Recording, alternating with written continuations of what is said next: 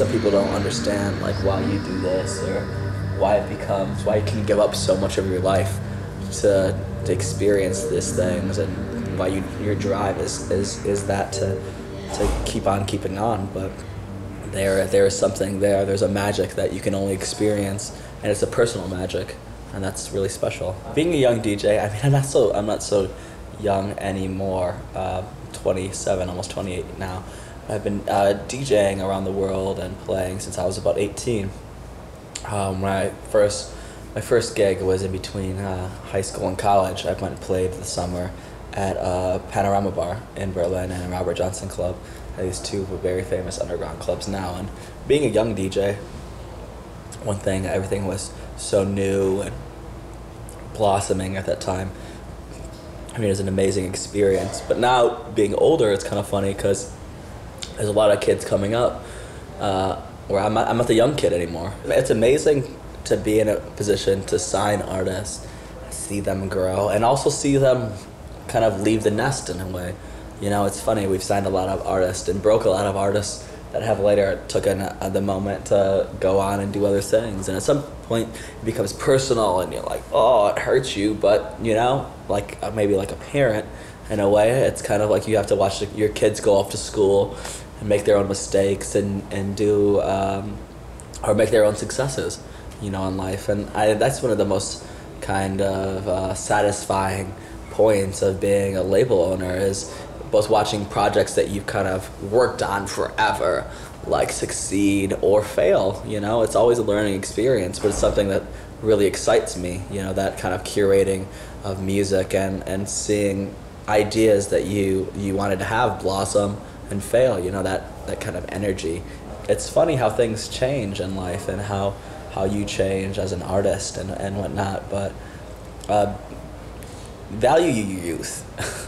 Enjoy your youth, because you're not young forever, and you start to realize that the older you grow. It's kind of funny, like time moves a lot faster than you may believe, and I think it moves faster every day. So precious moments are precious, and value those, I guess. Could you describe what it feels like to play for an audience? Maybe you have a physical sensation of it, or a feeling of losing yourself.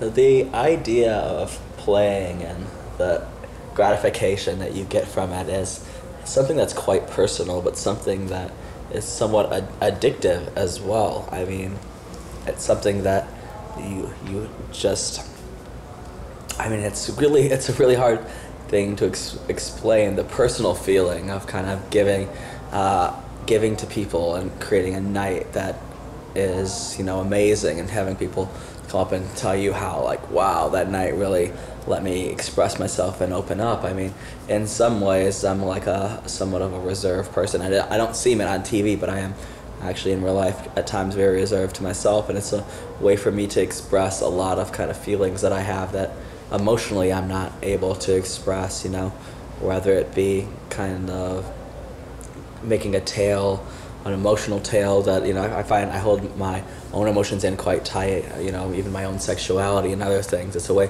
to express these feelings and to release any feelings, and to be kind of true to experience is one of the greatest experiences people I think ever have. So when you're up there on stage in front of thousands of people at times and doing this and having this kind of communication between them and yourself, it's something else. I mean, it's private, I think, anyways. It's like having a lover, you know, that you'll always kind of cling to, and no matter what, it's, you know, the ups and downs, they're there for you, and they, you know, sometimes it's good, sometimes it's the best you've ever had, and sometimes it's okay, you know, but it's always that, you know.